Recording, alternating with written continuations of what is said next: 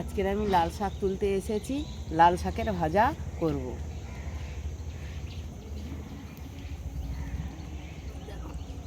খুব সুন্দর শাক হয়েছে।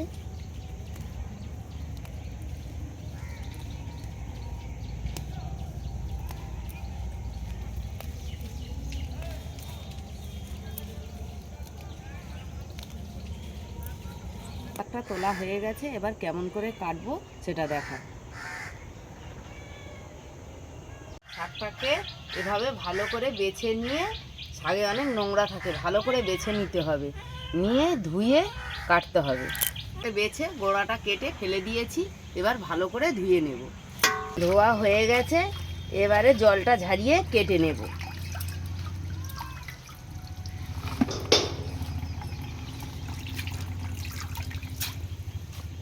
শাকের জল ঝরে গেছে, এবার আমি কেটে নেব ঝুরি ঝুরি করে।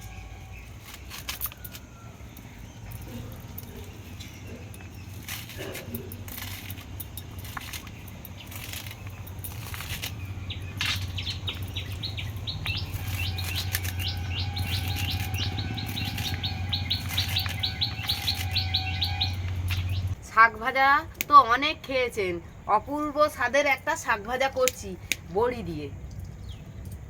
তেল দিয়ে আমি মানের বড়িগুলো ভেজে নেব। এবার মানের বড়িটা আমি ভালো করে ভেজে নেব, লাল লাল করে।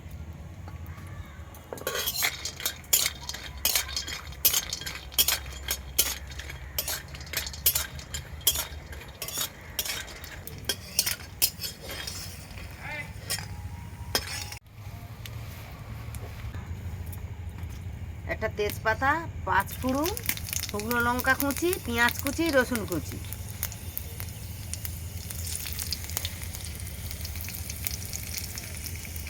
রসুন কুচি, পেঁয়াজ কুচি।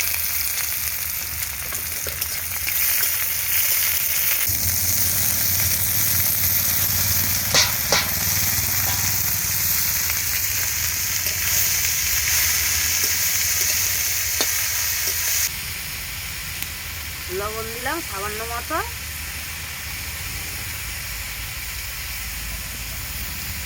হলুদ পরিমাণ মতো দিতে হবে।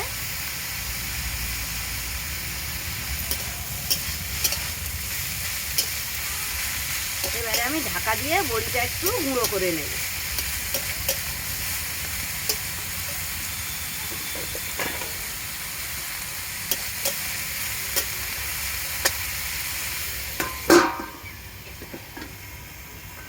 হালকা গুঁড়ো করে দিতে হবে।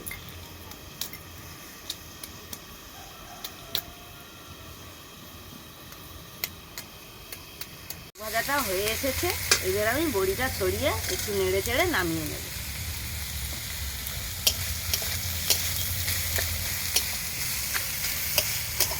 শাক ভাজাটা হয়ে গেছে, এবার আমি নামিয়ে নেব।